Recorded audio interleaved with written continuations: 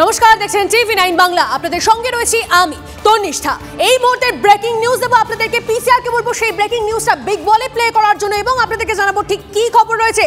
আপনাকে জানিয়ে রাখি, মাওবাদী দমন অভিযানে বড় সাফল্য পুলিশের। এই মুহূর্তের খবর পাচ্ছি আমরা, আপনাদেরকে জানিয়ে রাখছি এসটিএফ ও পুরুলিয়া জেলা পুলিশের অভিযানে জালে শীর্ষ মাওবাদী নেতা। খবর পাচ্ছি আমরা, আপনাদেরকে জানিয়ে রাখবো এই মুহূর্তে ব্রেকিং নিউজ। বাঁকুড়া সিমলাপাল থেকে ধৃত মাওবাদী এবং আপনাদেরকে জানিয়ে রাখি মাওবাদী দমন অভিযানে বড় সাফল্য পুলিশের। আরো ডিটেইলস জানাবেন, আমাদের সঙ্গে রয়েছেন আমাদের প্রতিনিধি সিজার। দেখো, যেটা জানা যাচ্ছে যে রাজ্য পুলিশ একটা বড় সাফল্য পেয়েছে মাওবাদী দমন অভিযানে।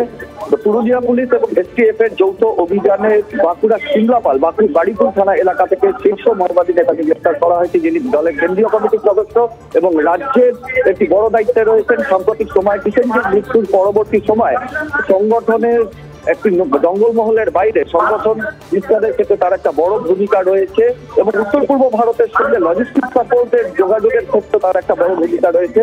হয়তো আজকেই তাকে আদালতে তোলা হবে মাওবাদী রাজ্য কমিটির সম্পাদক কিশোরকে। ধন্যবাদ সিজার।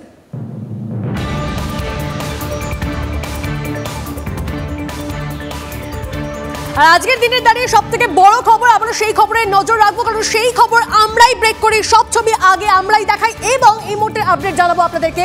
পুরো নিয়োগ দুর্নীতিতে ফের তেড়ে ফুঁড়ে ইডি। সন্দেশখালী কাণ্ডের 7 দিনের মাথায়, ঠিক 7 দিনের মাথায় 7 সকালে কেন্দ্রীয় এজেন্সির অ্যাকশন। দমকল মন্ত্রী সুজিত বসুর লেকটাউনের 2টি বাড়িতে, বড়নগরের বিধায়ক তাপস রায়ের বউবাজারের বিবি গাঙ্গুলি স্ট্রিটের বাড়িতেও হানা কেন্দ্রীয় এজেন্সির। বিরাটির খালাসিটোলায় তৃণমূল কাউন্সিলর সুবোধ চক্রবর্তীর বাড়িতে ইডি।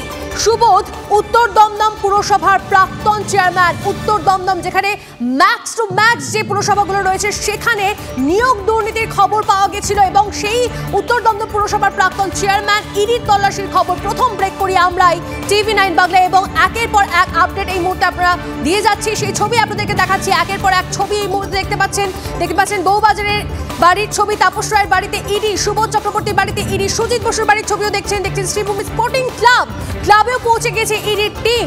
অন্যদিকে বিরাটিতে সেখানেও রয়েছে ইডির টিম। বাহিনীর মাথায় আপনারা দেখতে পাচ্ছেন হেলমেট, হাতে ঢাল, কারণ সন্দেশখালীতে যে ঘটনা ঘটেছে ইডির ওপর হামলার ঘটনা, তার ঠিক 7 দিনের মাথায় আবারও ইডি তেড়ে ফুঁড়ে নেমে পড়েছে আসরে এবং তাই জন্যই এক্সট্রা তারা প্রোটেকশন নিয়েছে এবং তাদের মাথায় আমরা দেখতে পাচ্ছি হেলমেট রয়েছে, সঙ্গে রয়েছে ঢাল। অন্যদিকে বউবাজার লেকটাউন সেদিকেও সুজিত তাপসের বাড়িতে পুলিশও পৌঁছে গিয়েছে, সেই ছবিগুলো দেখাচ্ছি আপনাদেরকে একের পর এক।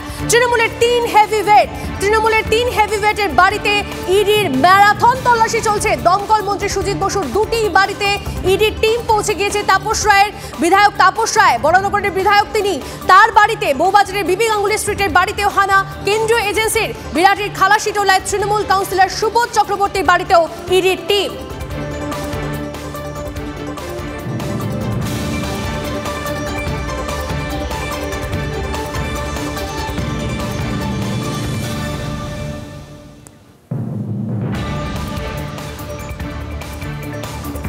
যেটা এক্ষুনি আপনাদেরকে বলছিলাম, সন্দেশখালীতে যে ঘটনা ঘটেছে সেই ঘটনার পর সতর্ক কেন্দ্রীয় বাহিনী। নিধিরাম সর্দার নয়, ঢাল লাঠি অভিযান পাহারায় সিআরপিএফ।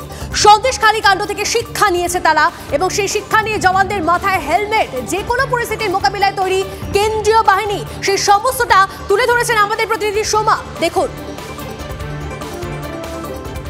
ইডির তদন্তকারী আধিকারিকেরা তাদের তদন্তের স্বার্থে বিভিন্ন জায়গায় যান, কিন্তু সন্দেশখালীর ঘটনা যেটা ঘটেছে, অর্থাৎ ইডির তদন্তকারী আধিকারিক যারা রয়েছেন তাদের ওপর যেভাবে হামলা হয়েছে, তাদেরকে মেরে মাথা ফাটিয়ে দেওয়া হয়েছে, তারপরে কিন্তু সিআরপিএফ জওয়ানরা যারা রয়েছেন তাদের যে নিরাপত্তার, সেই নিরাপত্তার কিন্তু বেশ কিছুটা বাড়িয়ে দেওয়া হয়েছে। আমি একটু দেখাতে চাই, এখানে সিআরপিএফ জওয়ান যারা রয়েছেন তারা হেলমেট পরেছেন, তাদের যে ড্রেস রয়েছে সেই ড্রেস তো রয়েছেই, সঙ্গে কিন্তু যে আর্মস, সেই আর্মস রয়েছে ঢাল, সাথে রয়েছে লাঠি। তার সঙ্গে অতিরিক্ত সংযোজন যেটা এবার করা হয়েছে সেটা হলো টিয়ার্স গ্যাস। কোনো রকম অপ্রীতিকর ঘটনা ঘটলে বা কোনো জনরোষ হলে সেটা যাতে তারা সামলাতে পারেন, সেই মুহূর্তে যাতে ছত্রভঙ্গ করতে পারেন, তার সব রকম ব্যবস্থার সঙ্গে নিয়েই কিন্তু সিআরপিএফ জওয়ানরা তারা এসেছেন। সুবোধ চক্রবর্তী তার বাড়িতে ইডি তদন্তকারী আধিকারিকেরা রয়েছেন, ভেতরে তদন্তের কাজ রয়েছে, বাড়ির সামনেটা একেবারেই সিআরপিএফ জওয়ান যারা রয়েছেন তারা ঘিরে রয়েছেন। অর্থাৎ সন্দেশখালির যে ঘটনা ঘটেছে সেই ঘটনার যাতে কোনো রকম পুনরাবৃত্তি না ঘটে তার জন্য পুরোপুরিভাবে তৈরি রয়েছেন সেন্ট্রাল ফোর্স। ক্যামেরায় দীপঙ্কর জানার সঙ্গে সোমা দাস, বিরাটি, TV9 বাংলা। দেখুন, অয়নশীলের ডায়েরিতে কোড নামের সূত্রে ইডির হানাকি। উদ্ধার ডায়েরিতে লেখা ছিল তাপস দা SBMM। এই খবর পাচ্ছি আমরা সূত্র মারফত এবং আপনাদেরকে জানিয়ে রাখি সেই মতোই আমরা দেখেছি তিন জায়গায় 3 হেভিওয়েট নেতার বাড়িতে আমরা দেখছি যে ইডি হানা দিয়েছে এবং সেখান থেকে সমস্ত আপডেট দিচ্ছেন আমাদের প্রতিনিধিরা। তারা গ্রাউন্ড জিরো থেকে রয়েছেন, আমাদের সঙ্গে রয়েছেন সুশোভন, আমাদের সঙ্গে রয়েছেন সোমা এবং আমাদের সঙ্গে রয়েছেন সুচরিতা। প্রথমে একটু সুশোভনের সঙ্গে কথা বলি। সুশোভন লেক টাউন থেকে রয়েছে। সুশোভন, যে কোড ডায়েরিতে যে কোড পাওয়া গেছে সেই কোড নাম, সেই কোড নামের সূত্র ধরে কত দূর এগোলো ইডি এখন অবধি? দেখো, 4 ঘন্টার বেশি সময় হয়ে গেছে। বর্তমানে কেন্দ্রীয় বাহিনীর যে সংখ্যা, সেই সংখ্যা কিছুটা হলেও বাড়ানো হয়েছে এবং তার সঙ্গে একইভাবে পুলিশের সংখ্যাও বাড়ানো হয়েছে। কিন্তু যেটা গুরুত্বপূর্ণ যে এখনও পর্যন্ত যে একেবারে যে পুরনো বাড়ি সুজিত বসুর, সেই বাড়িতে কিন্তু যে অভিযান, সেই অভিযান এখনও পর্যন্ত চলছে। তুমি জানো যে কিছুক্ষণ আগে আমরা দেখেছি সুজিত বসুর ছেলে এবং মেয়ে তাদের যে নতুন বাড়ি, সেই নতুন বাড়ি থেকে তারা এখানে আসেন এবং তারপর কিন্তু সেটা ভেতরে অনেকক্ষণ ধরে রয়েছেন। যেটা সূত্রমারফত জানতে পাচ্ছি যে বেশ কিছু তথ্য ইতিমধ্যেই তারা সন্ধান করছেন, এবার বেশ কিছু তথ্য তাদের হাতেও এসছে। সুজিত বসুর সঙ্গে কিন্তু ইতিমধ্যেই আধিকারিকরা কথা বলার চেষ্টা করছেন এবং তোমাকে দেখাবো যে এই যে নতুন বাড়ির কথা তোমাকে আমি বলছিলাম, আগেও যে বাড়ি দেখাচ্ছিলাম, এই নতুন বাড়ির সামনেও কিন্তু কেন্দ্রীয় বাহিনী যারা রয়েছেন তারাও একেবারে রয়েছেন এবং প্রচুর পরিমাণে পুলিশ রয়েছে। অর্থাৎ সময়ের সঙ্গে সঙ্গে কিন্তু যে ছবি, সেই ছবি বদল যদি বলো তাহলে এক কথায় বলতে গেলে কেন্দ্রীয় বাহিনীর সংখ্যা বেড়েছে। কিন্তু ইডি আধিকারিকদের দুটি বাড়িতে কিন্তু ভেতরে রয়েছেন, তারা এখনও পর্যন্ত রয়েছেন।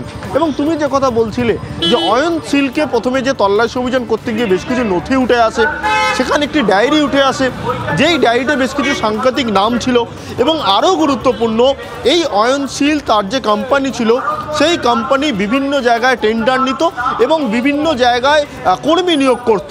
কিন্তু যে কর্মীগুলো নিয়োগ করত সেখানে কিন্তু টাকার বিনিময়ে কিন্তু তাদের চাকরি দেওয়া হতো।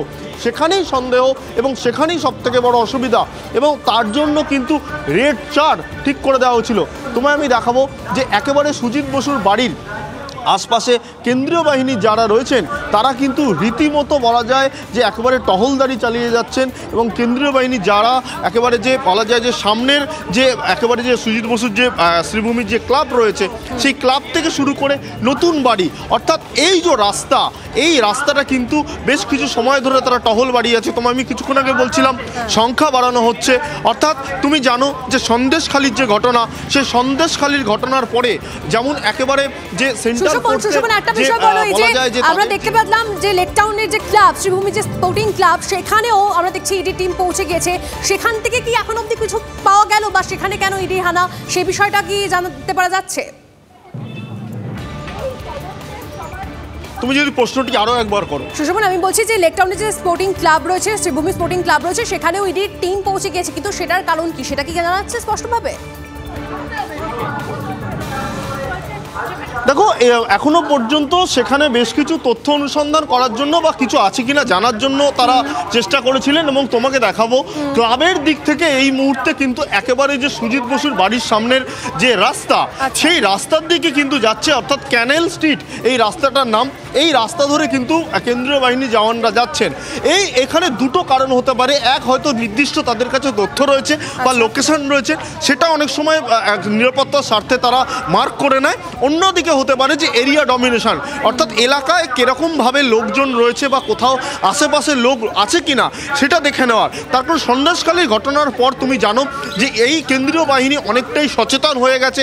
তারা যেমন বিভিন্ন তাদের সামগ্রী বাড়িয়েছে এবং তার পাশাপাশি এরিয়া ডমিনেশন, যেটা পদ্ধতিতে বলা হয় যে এলাকায় যাতে কোনো আইন শৃঙ্খলার অবনতি না হয় তার জন্য চারদিক নজর রাখা, অর্থাৎ নজরদারিটা কিন্তু চলছে এই মুহূর্তে বলা যায়। এবং আমরা যে দেখছি যে সুজিত বসুর যে বাড়ি, সেই বাড়ি থেকে অনেকটাই দূরে একেবারে যে মেন রাস্তা, সেই মেন রাস্তায় কিন্তু ইতিমধ্যে কেন্দ্রীয় বাহিনী জওয়ানরা তারা মূলত দেখে নিচ্ছেন, অর্থাৎ পরিস্থিতি কি রয়েছে নিয়ন্ত্রণে রাখার সব রকম প্রচেষ্টা আমরা দেখতে পাচ্ছি। অন্যদিকে সুজিত বসু তিনি আগেও এই যে ইডির হানা সেটা নিয়ে মুখ খুলেছিলেন, তিনি ঠিক কি বলেছিলেন শোনাবো আপনাদের। আমার আত্মসহায়ক নিতাই দত্ত আছে সবাইকে। নিতাই এখন কাউন্সিলর হয়েছে, পরে ভাইস চেয়ারম্যান হয়েছে। তার বাড়িতে ইডিকে পাঠিয়ে দেওয়া হলো। তার বাড়ি থেকে 12 ঘন্টা জেরা তাকে করা হলো।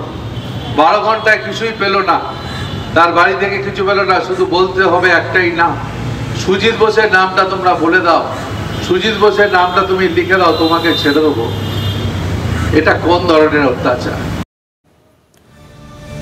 সুজিত বসুর বক্তব্য আপনাদেরকে শোনাচ্ছিলাম এবং তিনি আগে বলেছিলেন যে তার নাম বলতে হয় তাই বলা হচ্ছে, একটা হাওয়ায় ভাসিয়ে রাখার জন্য তার শুধুমাত্র তার নাম নেওয়া হচ্ছে, অন্তত তেমনটাই তিনি মিন করতে চেয়েছেন, তেমনটাই তিনি বলতে চেয়েছেন, সেটা আপনাদেরকে শোনাচ্ছিলাম। সিজার আমাদের প্রতিনিধি আমাদের সঙ্গে রয়েছেন, সিজারের থেকে জানতে চাইবো যে তদন্তের গতি প্রকৃতি এখন কি রয়েছে, কোন জায়গায় কি চলছে। দেখো, এই মুহূর্তে সুজিত বসু, দমকল মন্ত্রী সুজিত বসুর দুটো বাড়িতে তল্লাশি চলছে। তার পাশাপাশি আমরা দেখতে পাচ্ছি সুজিত বসুর যে ক্লাব শ্রীভূমি স্পোর্টিং ক্লাব, সেই ক্লাবের সামনেও কেন্দ্রীয় বাহিনী মোতায়েন করা রয়েছে, কারণ এখানেও তল্লাশির সম্ভাবনা রয়েছে। কারণ এই যে ক্লাব, সেই ক্লাবে সুজিত বসুর নিজস্ব অফিস রয়েছে এবং এখানেও নথিপত্র থাকতে পারে এমনটাই মনে করছেন ইডি আধিকারিকরা। এবং সেই জায়গা থেকে যে বাইট সুজিত বসু তুমি চালালে, যে বক্তব্য আমরা শুনলাম, সেখানে একটাই কথা বলার, সুজিত বসুর নাম কাউকে দিয়ে বলানো নয়। অয়নশীলের বাড়ি থেকে যে নথি উদ্ধার হয়েছে সেই নথিতেই কিন্তু সুজিত বসুর নাম আছে, এমনটাই ইডি আধিকারিকদের দাবি।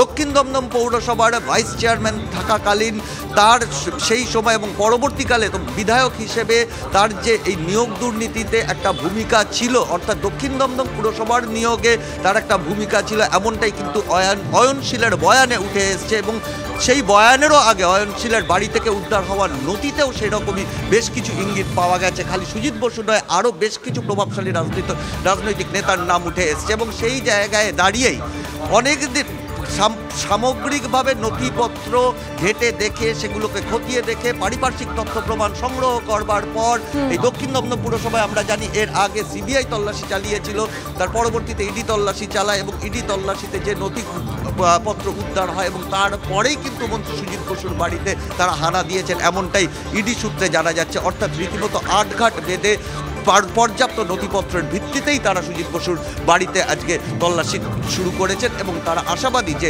এই তল্লাশি থেকে বেশ গুরুত্বপূর্ণ এবং উল্লেখযোগ্য নথি পাওয়া যেতে পারে, যেটা এই পুরো নিয়োগ দুর্নীতির তদন্ত এগিয়ে নিয়ে যেতে সাহায্য করবে। একদমই তাই, তুমি নজর রাখো সিজার, পুরো নিয়োগ দুর্নীতির তদন্ত হয়তো অনেকটা এগিয়ে নিয়ে যেতে পারে। আজকের এই তদন্ত কোন দিকে যায় অবশ্যই আমাদের সেদিকে নজর